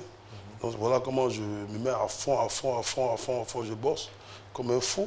Quand vous dites par exemple que vous mettez à fond, parce que l'objectif de cette rubrique, c'est qu'il faut donner des recettes aux jeunes, aux plus jeunes. Quand par exemple vous devez organiser en quelques mots une soirée, quelle est votre méthode? Vous avez dit que vous distribuez vous-même les flyers, tout ça, vous appelez, vous faites pratiquement du porte-à-porte. Du porte-à-porte, je vais vers les clients et puis bon. Et puis moi de nature, je ne suis pas un raquetteur. Parce que je ne demandais pas l'argent aux clients, demande 10 000, demande tant. Non, moi je partais vers les clients. Aujourd'hui, c'est la preuve quand on dit tous les footballeurs sont amis à Bédel. Quand Bédel est quelque part, les footballeurs. C'est parce que je ne suis pas un repéro, je ne les raquette pas. Parce que les gens qui se déplacent, viennent dans ta boîte, qui achètent des bouteilles. Le lendemain, tu vas les raqueter, ils vont te prendre pour un suceur, pour un gars. Donc, moi... on dit que vous avez une belle notion du marketing quand les clients viennent chez vous, le lendemain, quand vous les appelez, des messages de bonne semaine, leur anniversaire. Vous avez un répertoire immense, hein? Voilà, mais je suis présent. Je ne suis pas présent seulement quand il y a le bonheur. Quand il y a le bonheur, il y a le malheur, les funérailles. Quand telle personne paye son ami, je suis vraiment proche des gars, je pas chez eux. Et qu'est-ce qui est le plus difficile au quotidien dans votre métier? Le plus difficile, c'est-à-dire que... c'est pouvoir se retenir face à des situations. Lesquelles? Ça dit, ouais, il y a les femmes. Il y a les femmes, surtout. Moi, souvent, les gens me disent, mais Bédel, mais attends, tu es un pédé ou quoi? Excusez-moi. Mais on ne te voit pas les femmes comme ça. Parce que quand on est dans un établissement de nuit, il y a beaucoup de belles femmes. Il y a beaucoup de belles femmes. Les gens te disent, ou soit tu décides de travailler, ou soit tu viens chercher les femmes. Parce que, tu sais, je ne dis pas qu'il ne faut pas avoir une femme, mais chercher trop de femmes, quand tu aimes, ça met beaucoup en retard. Exactement. Parce que tu n'es pas concentré sur ton boulot. Pour être concentré, il faut éviter beaucoup de chercher les femmes, surtout quand tu es au milieu de nuit. Parce que les clients, ils viennent, ils ont les go, tu te joues les beaux gosses, tu veux chercher les go de tes clients, tu veux impressionner. Les clients peuvent pas aimer, ils viennent dans ton établissement pour dépenser et tu veux impressionner les femmes. Bédel, ça ne peut pas aller ensemble. Il nous reste 1 minute. Alors, qu'est-ce que vous avez à dire en regardant la caméra pour tous ceux qui nous regardent par rapport à votre parcours? Qu'est-ce qu'on doit retenir? Ce que je dois dire à mes jeunes frères qui veulent vraiment faire la nuit, souvent les gens me contactent pour dire on veut faire la nuit, Bédel, on veut te ressembler. Pour ressembler à Bédel, il faut bosser, il faut respecter. Aujourd'hui, c'est vrai, souvent, dit non, Bédel, lui, il est devenu un peu gonflé. Non, dans la vie, mais quand tu peux être toujours la même personne. Voilà, c'est la vie qui est comme ça. Il faut bosser, il faut travailler. Et souvent aussi, les gens ne croyaient pas, non, est-ce que Bédel, le frottis, c'est pour lui parce qu'il est trop simple. Il y a des gens, quand ils commencent à avoir l'argent, ils commencent à être durs. Non, le frottis, ça m'appartient. Je l'ai fabriqué, j'ai grouillé pour avoir le frottis. Voilà, c'est pas parce que je suis propriétaire que je vais me mettre à me jouer le gonfler. Non, le frottis, ça m'appartient. Toujours l'humilité surtout. Et il faut travailler. Je pense qu'on n'a pas eu assez de temps pour pouvoir bien parler. Mais déjà, avec le petit temps, quand même, vous avez compris que c'est le travail. C'est le travail qui paye. Comme disait Douk Saga, d'ailleurs, que vous avez cité. Un grand philosophe camerounais, Douk Saga, qui disait que c'est le travail paye. Voilà. On déconne bien évidemment. Donc aujourd'hui, voilà, que le Forti est né, ça fait... Et ici, il fait la production. Au-delà de la production, il y a d'autres activités que j'ai réalisées, mais je ne veux pas trop en parler. C'est dans le droit. C'est mieux de garder ça secret, parce que tout le monde regarde la télé. C'est clair. Merci beaucoup d'être venu avec nous pour donner un peu votre part de rêve à tous ceux qui souhaitent vraiment percer dans différents domaines. Aujourd'hui, c'était le monde de la nuit et du showbiz. Pub, et on se retrouve pour le Money Time de Matin Bonheur.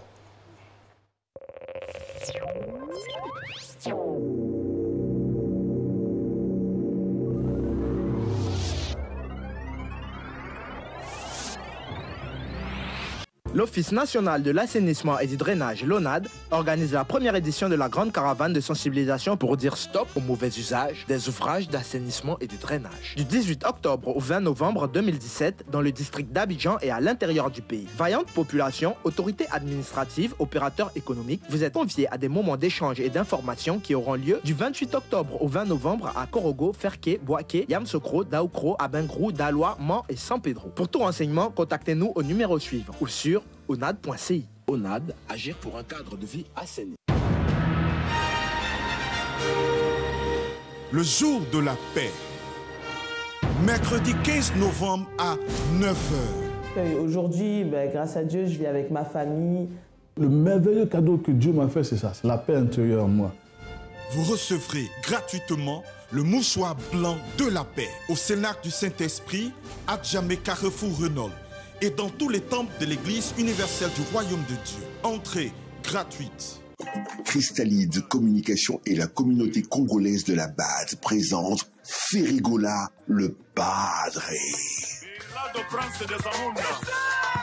Ferigola en concert gala le 11 novembre dans les jardins de l'Ivoire Golf Club. À partir de 21h, tout a été prévu pour que le rêve soit absolu.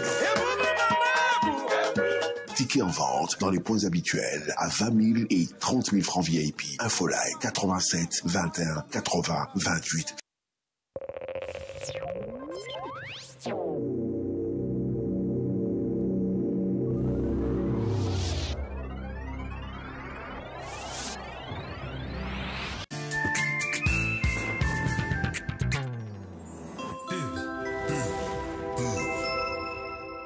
Qu'est-ce que je vais faire après le bac? Quelle étude supérieure? Quelle école choisir? Comment faire pour étudier dans les plus grandes universités et grandes écoles en Angleterre, aux États-Unis, en Australie et au Canada? Toutes vos réponses avec AESCI, votre agence britannique pour les bacheliers et étudiants en quête d'orientation. AESCI vous assiste dans toutes vos démarches administratives et vous conseille dans le choix de vos filières. Attendre votre potentiel éducatif avec AES.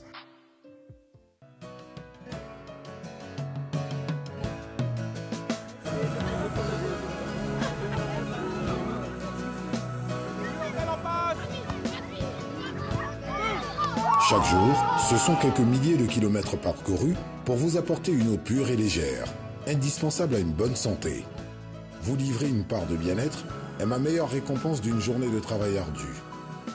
Céleste, pure et légère.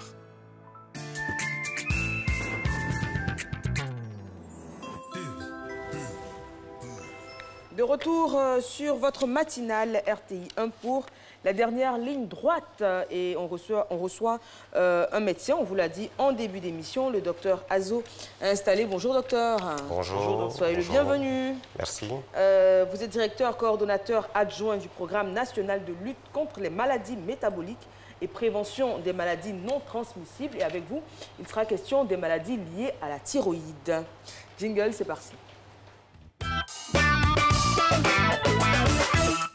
Les maladies liées donc à la thyroïde constituent une certaine hantise pour un pan de la population, notamment dans nos pays en voie de développement. En Côte d'Ivoire, on a tendance à dire que dans l'Ouest, il y a certaines particularités. Est-ce que cela relève du mythe, de la légende ou de supputations? On aura la réponse avec notre docteur Azo, qui est une personne idoine un peu dans la compréhension, l'appréhension aussi de cette maladie. On va discuter avec lui. Rebonjour docteur. Bonjour. On revient à vous juste après cet élément explicatif. C'est parti. La thyroïde, c'est une maladie caractérisée par une enflure au niveau de la gorge. C'est une enflure au niveau de la gorge là. C'est une glande qui est située à la base du cou. C'est une maladie qui est basée au niveau du cou. Collée au larynx et proche des cordes vocales, la thyroïde est une glande située à la base du cou qui produit des hormones essentielles au bon fonctionnement de notre organisme. Mais parfois, ce chef d'orchestre déraille, donnant un rythme trop rapide ou trop lent à l'organisme. Elle peut également voir sa taille grossir ou des nodules apparaître, dont certains peuvent cacher des cancers.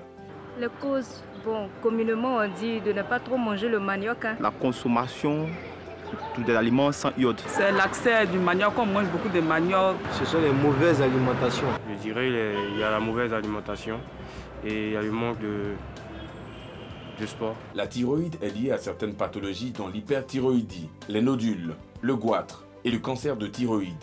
Ces maladies thyroïdiennes résultent parfois de plusieurs facteurs dont la sous-activité ou la suractivité de la grande thyroïde, l'augmentation de volume ou l'inflammation de la thyroïde. Pour prévenir les maladies liées à la thyroïde, il faut éviter de manger les aliments contenant de l'iode. Il faut en premier lieu faire du sport. Le traitement de ces affections fait souvent appel à plusieurs méthodes, parmi lesquelles on retrouve l'hormonothérapie, l'ablation de la thyroïde, la radiothérapie, les médicaments antithyroïdiens et la suppression de la sécrétion hormonale. La thyroïde a besoin d'une quantité suffisante d'oligo-éléments pour produire des hormones thyroïdiennes. Une carence en iode. Il serait donc utile à la prévention des troubles thyroïdiens, une bonne alimentation saine et variée. Retour sur le plateau. Eva, on va commencer les questions. Vraiment, ça fait peur. Hein. Bah oui. Surtout on a parlé de manque de sport, tout ça. J'ai vu des gens rebondir dans ce studio. Exactement. Alors, docteur, pour commencer, pour planter le décor. Dites-nous tout. Qu'est-ce qu'on doit dire qui n'a pas été dit ou qu'il faut éventuellement répéter? Je vous remercie. Je pense que presque tout a été dit et j'ai été agréablement surpris de constater que les Ivoiriens ont une bonne culture médicale. Parce que beaucoup de réponses là étaient justes quant aux questions qui avaient été posées. Alors, dans l'élément, on a présenté sommairement, mais je pense assez bien, ce qu'était la thyroïde. Donc, c'est effectivement une petite glande, c'est-à-dire un petit organe qui est situé à la face antérieure de la base du cou, juste au-dessous de la pomme d'Adam. Voilà. Et qui, normalement, n'est pas visible et n'est pas palpable, comme je dis, c'est normal. Et qui va être, alors, au contraire, visible et même palpable lorsque le volume augmente. C'est ce qu'on appelle le goitre. Voilà. Alors, il y a une question qui était récurrente. Alors, et là, une réponse également qui disait chaque fois c'est le manque d'iode, parfois, d'autres fois c'était l'excès d'iode. En fait, pour jeter les pieds dans le plat et tenter de répondre à la question relative au goitre dans les régions montagneuses, parce que c'est de ça qu'il s'agit. De façon récurrente, on dit que quand on est dans ces régions-là, il y a une alimentation en général pauvre en iode qui affecte, bien sûr, et qui fait que ces personnes-là sont très exposé. Voilà. Vous avez donné la réponse, c'est le lien, c'est avec le manque d'iode. Parce que les régions montagneuses, qui sont en général éloignées de la mer, parce que c'est là Quand on parle d'iode, on parle de sel. Hein. Voilà, de sel, on parle donc de la mer, donc des régions où il y a de l'eau, il y a le poisson, etc. Et donc c'est là qu'on va trouver par excellence l'iode. Et au contraire, cela fera défaut dans les régions montagneuses, donc à relief élevé. Et c'est valable dans le monde entier. Donc cela explique en grande partie ce goitre-là qu'on appelle le goitre endémique. Très bien. Voilà. Docteur, la thyroïde, on l'a dit, c'est une glande. Hein. À la base, elle a quelle fonction dans le corps humain? C'est une très bonne question. Alors, le rôle de la thyroïde est un rôle éminemment important. Je dirais à la limite vital. Parce que les hormones, c'est-à-dire les substances qui sont produites par la thyroïde, vont réguler, moduler toutes les fonctions du corps. Et toutes les fonctions, même vitales. C'est un peu un carrefour. C'est un chef d'orchestre. Ça a été dit, et bien sûr, il y a un chef d'orchestre au-dessus qui est dans la tête. D'ailleurs, les deux sont très bien interreliés, mais c'est vraiment un chef d'orchestre. Et vous allez voir, quand on va parler des dysfonctionnements, que tous les systèmes, lorsque la thyroïde dysfonctionne, eux aussi vont dysfonctionner. Alors, qu'est-ce qu'il faut, par exemple, pour, je vais dire, faciliter la tâche au chef d'orchestre dans sa vie de tous les jours, dans son alimentation, dans son quotidien, pour éviter certains dysfonctionnements, ou bien pour les prévenir? D'abord, dans l'alimentation, on a parlé d'un facteur déterminant pour la fabrication des produits de la thyroïde, c'est-à-dire des hormones thyroïdiennes. Il y a l'iode. Donc le défaut d'iode va entraîner automatiquement des anomalies au niveau de la fabrication des hormones thyroïdiennes et donc subséquemment au fonctionnement donc, de tous les organes. Donc il y a déjà ça pour ce qui est de l'alimentation. Alors quelqu'un faisait référence tout à l'heure à la consommation de manioc. Bon, c'est vrai qu'on retrouve ça dans la littérature, le manioc cru, le chou, etc. Mais il faut dire qu'à la vérité, il n'y a pas vraiment de preuves de haut niveau. Et c'est un peu anecdotique. En revanche, l'iode, ça c'est prouvé. Et donc, depuis justement l'iodation universelle du sel, vous en faisiez référence tout à l'heure, ces choses-là en milieu des montagnes commencent à régresser. C'est ça qu'on parle de sel iodé. Sel iodé. Donc, c'est même une politique d'envergure internationale. Donc, un peu partout dans le monde, on iode le sel pour réduire ce phénomène-là. Donc, c'est l'iodation universelle. Alors, après l'absence d'iode dans l'alimentation, donc les causes carentielles, il y a un élément important qui est le stress. On a également fait référence à ça. Oui, le stress est un très gros facteur de dysfonctionnement thyroïdien. D'accord? Parce que les hormones thyroïdiennes, justement, vont réguler, entre autres, notre humeur. Notre sexualité, le sommeil, ça intervient dans tout. Donc le stress est un gros facteur de dysfonctionnement thyroïdien, aussi bien par excès que par défaut. Alors quels sont les types de maladies de la thyroïde, les types les plus courants? Bon, en dehors du goitre endémique dont on a parlé, il y a les autres goitres, ce qu'on appelle les goitres sporadiques, il y a également les cancers, etc. Mais ce qu'on voit en pratique clinique courante, c'est les dysfonctionnements, comme je dis, par excès, les hyperthyroïdies, donc hyperfonctionnement de la thyroïde, où il va y avoir un excès de production d'hormones thyroïdiennes. Et comme je vous ai dit tout à l'heure que ça agissait sur toutes les grandes fonctions, donc tout va se faire rapidement. Parce que ça régule, comme ça module le fonctionnement, y compris du cœur, du système nerveux. Alors, quand il y a une hyperthyroïdie, je vais essayer de vous donner de façon très schématique et rapidement donc, les signes. Vous allez avoir, donc, si c'est le cœur, il va commencer à battre un peu plus vite que d'habitude. La personne va se prendre des palpitations. C'est-à-dire, c'est des palpitations quand je sens que mon cœur bat. D'accord. Voilà, donc le cœur est rapide. Il y a un essoufflement à l'effort parce qu'il y a le gaspillage d'énergie. En fait, c'est ça l'hyperfonctionnement. D'accord? Et comme tout va vite, qu'il y a une perte d'énergie, la personne va perdre du poids. Elle va maigrir, alors qu'elle mange bien. Elle perd du poids de façon paradoxale. D'accord. Il y a une hypersudation parce que les hormones thyroïdiennes sont centrales dans l'augmentation de la température du corps. Et dans la stabilisation, donc la personne va avoir une hypersudation. Le système nerveux va aller très vite, y compris les nerfs périphériques. Donc les tremblements, il y en aura. D'accord. Il y aura des troubles de l'humeur. D'accord. On aura plutôt tendance à une hyperémotivité, à une agressivité. Et ça, c'est bien d'en parler parce que chez les enfants, à l'école, où ça peut être, c'est pas très fréquent, mais on en voit quelques cas, c'est à l'origine donc d'échecs scolaires et de troubles au cours du cursus scolaire. Et ces choses n'étaient pas bien comprises à l'époque, mais Dieu merci, aujourd'hui, les médecins de santé scolaire sont assez avertis. D'accord. Donc, il y a ces éléments, donc les troubles du sommeil, l'amaigrissement qui peut confiner à la cachexie vers la fin. On m'a parlé d'hyperpilosité. Est-ce que c'est... Pilosité. Non, l'hyperpilosité n'est pas dans l'hyperthyroïdie. Il y a plutôt au contraire dans l'hypothyroïdie, puisque là, il y a un défaut d'énergie. Il va y avoir plutôt une perte de la pilosité. Une chute des cheveux, les sourcils cassés. Alors, donc je ne donne pas tous les signes d'hyperthyroïdie, mais vous voyez un peu le tableau. Donc tout est speed, si vous me permettez le terme. Les gens, donc, maigrissent. Hein, voilà. Au contraire, dans l'hypothyroïdie, où il y a un défaut de production d'énergie, vous allez avoir des signes à miroir. Hein. Au lieu de maigrir, la personne aura plutôt l'impression de gonfler. Au lieu d'avoir une hypersudation, hein, elle aura plutôt la peau sèche. D'accord. Au lieu d'avoir cette thermophobie dont on parle, c'est-à-dire elle n'aime pas la chaleur, elle a trop chaud, au contraire, elle sera frileuse. On aura des crampes, on aura surtout un ralentissement idéomoteur, la personne sera vraiment ralentie, même une tendance dépressive. Au contraire, dans l'hyperthyroïdie, on est plus agressif. Et c'est pas... Les sueurs nocturnes? Les sueurs nocturnes, c'est dans l'hyper, c'est dans l'hyperfonctionnement.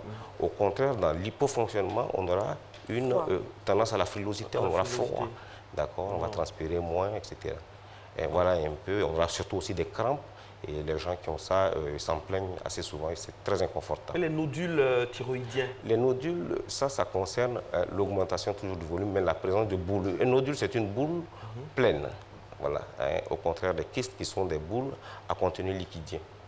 Voilà. Ici, c'est des petites boules. Est-ce qu'il y a des examens particuliers à faire? Oui, il y a des examens. L'examen maître ici, en dehors donc, de la palpation des choses, mais l'examen paraclinique maître, c'est l'échographie thyroïdienne. L'échographie thyroïdienne qui est pratiquée en routine ici. Chaque mois, chaque année? Non, pas chaque année.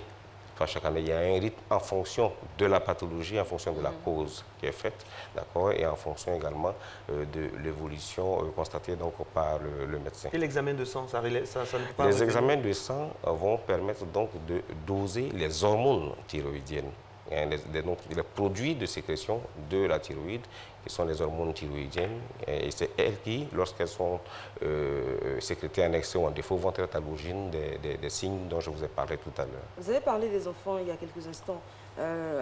Finalement, tout le monde peut être sujet à des dysfonctionnements de la thyroïde. Il n'y a pas d'âge. Vous savez, comme je vous ai dit, que c'est un chef d'orchestre donc qui est un peu au centre, qui régule toute notre vie. Et donc, nous sommes des humains, donc les hormones thyroïdiennes vont commencer à réguler notre vie dans le ventre. Donc, en anténatal, avant qu'on naisse. Et c'est bien que vous me posez cette question, on ne fait pas suffisamment, on n'en parle pas suffisamment.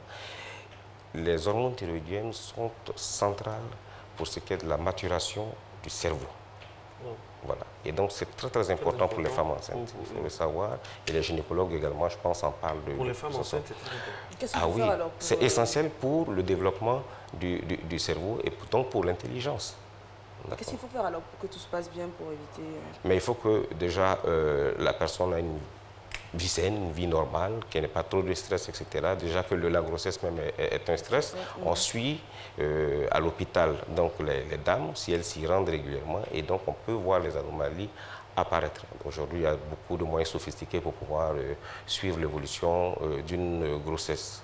Les maladies de la thyroïde, mesdames et messieurs, c'est le thème évoqué aujourd'hui parce que vous savez que jeudi, c'est la santé qui est de mise dans ces matinales. Hashtag Matin Bonheur pour répondre à vos questions. Il est là, le docteur Azo, un docteur vraiment très impliqué dans la sensibilisation par rapport à cette pathologie. Alors, le traitement, si on peut parler, Eva, du traitement maintenant Comment ça se fait? Comment on a parlé un peu de l'environnement, de la survenue, tout ça, mais comment ça se fait au niveau du traitement? Alors, le traitement des maladies de la thyroïde, bien sûr, vont dépendre donc du type et de la cause du Quelqu'un qui est de l'Ouest, un cas concret, quelqu'un qui est de l'Ouest, qui est dans une zone très montagneuse, donc très loin de la mer, qui a une alimentation pauvre en iode, bon, est-ce que c'est de quitter la zone ou bien réadapter son alimentation? Cas concret. D'accord, donc le traitement est avant tout, dans ces cas-là, préventif. D'accord. Et comme je vous ai dit tantôt, aujourd'hui, on a réussi l'iodation universelle du sel, donc qui permet d'empêcher l'apparition, l'occurrence de ce problème-là. Donc, normalement, il doit avoir de moins en moins ici le programme de santé qui est chargé donc de suivre ce processus-là. C'est le programme national de nutrition et je pense qu'il est assez efficace. Et puis, quand c'est apparu, d'accord? Quand c'est apparu, alors tout est fonction de la durée d'évolution avant le diagnostic et avant la prise en charge. Quand c'est tout récent, qu'il n'y a pas trop longtemps qu'on a découvert, alors on peut donner de l'iode, carrément, ou des hormones thyroïdiennes, ce qui vont permettre donc de réduire le processus ou même de l'arrêter complètement. Hein, comment on soigne l'hyperthyroïdie? Comment on soigne l'hypothyroïdie? Alors, l'hyperthyroïdie, c'est l'excès de sécrétion et donc l'excès de fonctionnement. Donc, il faut freiner le processus. Alors, on va donner des anti-hormones. Voilà, ce sont des médicaments qui sont très, très efficaces et existent sur le marché. D'accord? Et ça, c'est le traitement médical.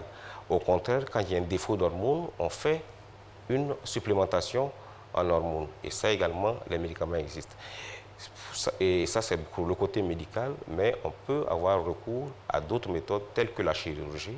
Hein, voilà, quand il y a le goitre, hein, parce que ça pose également un problème d'ordre esthétique. Et puis, il y a d'autres traitements qui ne sont pas forcément... Combien de temps le traitement? Et puis, quels sont les médicaments? Vous voulez que je vous donne combien de temps le traitement? Alors, le traitement médical de l'hyperthyroïdie, ça dure au moins 18 à 24 semaines. 18 à 24 mois, ça peut aller au-delà, au moins. C'est-à-dire en moyenne, 18 à 24 mois de traitement voilà, pour une hyperthyroïdie avec les antithyroïdiens de synthèse, parce que c'est leur nom. Hein, c'est assez long. Est-ce que les médicaments sont accessibles à toutes les personnes, à toutes les bourses? Honnêtement. C'est relatif. C'est relatif, voilà. Mais plus que les médicaments eux-mêmes, en général, les médicaments, les hormones, les anti-hormones ne coûtent pas excessivement cher. C'est plutôt les examens. Mais pourquoi le traitement est si long? Il y a des téléspectateurs qui réagissent. Hein. Pourquoi le traitement est si long, par exemple? Pourquoi le traitement? 18-24 mois? Ça fait combien? Ça fait des... Un an et demi, à 2 ans. Hein. Pourquoi il est si long? Je ne sais pas si je peux vous donner la bonne réponse. Hein. Pas une particularité. Non, parce que oui, il y a beaucoup. C'est-à-dire on peut évoquer beaucoup de choses parce que l'hyperthyroïdie intervient dans un certain environnement, un environnement de stress qui est un facteur déclenchant. Et donc, ce n'est pas toujours facile. Il y a le fait que les patients ne soient pas toujours très réguliers dans leurs consultations, etc. Ça rallonge. Mais je vous ai dit tout à l'heure que c'est une moyenne. Hein. Ça peut être un peu moins long, 6-12 mois. Comme ça peut aller au-delà, mais tout dépend hein, de l'intensité de la sécrétion au départ, avant le diagnostic, etc., etc. Docteur, est-ce qu'il y a des complications possibles? Parce que vous parliez de chirurgie pour des raisons esthétiques. On voit des personnes qui portent des goitres et ça n'a pas l'air de déranger. Je veux dire qu'on n'opère pas. Alors, est-ce que garder donc un goitre, par exemple, sur un long terme, peut déclencher autre chose de plus... Bien entendu, madame. Si on laisse les choses évoluer naturellement, bien sûr, ça va se faire obligatoirement vers des complications. Puisque si physiquement la masse continue d'augmenter de volume, donc va occuper des espaces qui naturellement ne lui sont pas dévolus, ça va comprimer tous les organes alentours. Hein. Voilà, donc c'est comme ça qu'un goitre, s'il continue d'évoluer, peut plonger vers l'intérieur et comprimer les organes tels que donc, la trachée, les bronches, gêner la bonne circulation à l'intérieur de la poitrine. Monsieur Jean-Serge Nianzou, sur le compte Facebook, nous demande par rapport au traitement de l'hypothyroïdie, c'est pratiquement toute la vie? Oui, il a raison, puisqu'il y a plusieurs types d'hypothyroïdie en fonction de la cause, mais il y a une forme d'hypothyroïdie qui est très répandue et qui va nécessiter un traitement au long cours parce que là,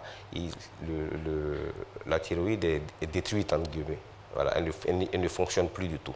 Et dans ce cas, il faut la suppléer, il faut supplémenter le patient avec les hormones thyroïdiennes, c'est-à-dire le comprimé qu'on va lui donner, c'est l'hormone qui devait être normalement produite par la thyroïde. Donc, il faut prendre ça à vie. C'est un petit comprimé qu'on avale tous les matins à jeun. Et ça ne coûte pas cher et ça améliore la qualité de vie de la personne. Elle vit normalement avec ça. Monsieur Donald Huitea demande, insiste pour que vous puissiez nous parler de la cardiothyréose.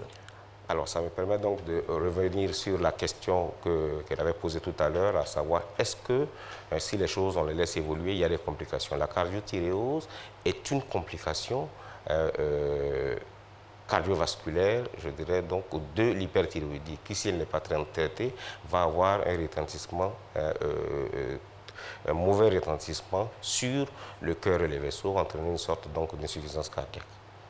Voilà. Et puis ça peut aller et retentir également donc, sur tous les autres organes, puisque le cœur c'est le moteur, hein, et puis donc ça va à la fin entraîner la mort, bien entendu. Monsieur Doucourou demande, le goitre endémique dans la région de l'Ouest, plus précisément à Mans, est de mise.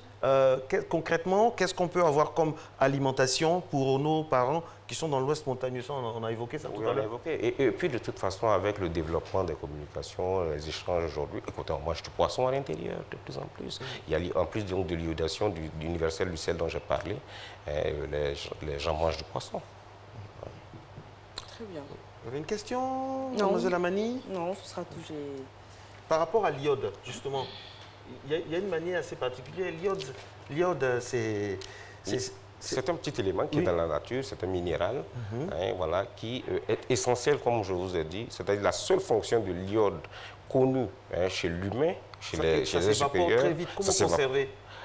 Il y a des techniques de conservation et ici en Côte d'Ivoire, comme je dis, il y a toute une politique qui est mise en place, les gens suivent et tout, on vérifie la teneur en iode dans le sel, on l'enrichit, etc. On fait en sorte le docteur Azo, au marché où le sel il est ouvert, tout ça? Oui, il y a des défauts, mais je pense qu'il y a un système de régulation qui existe bien en Côte d'Ivoire et je pense qu'il faut leur faire confiance, ça marche. Et ce que je puis vous dire, hein, sans risque de trop me tromper, c'est qu'il y a une évolution vers le bas hein, de ce goitre endémique-là. Donc ça veut dire que ça marche quand même. Les maladies de la thyroïde et les femmes enceintes, quels sont les conseils pratiques au quotidien pour nos sœurs, nos mamans qui sont dans cet état-là? Est-ce qu'il y a des conditions particulières, des précautions particulières à prendre par rapport à la grossesse, à l'évolution de la grossesse? Mais la première chose pour une grossesse, c'est de se faire suivre à l'hôpital.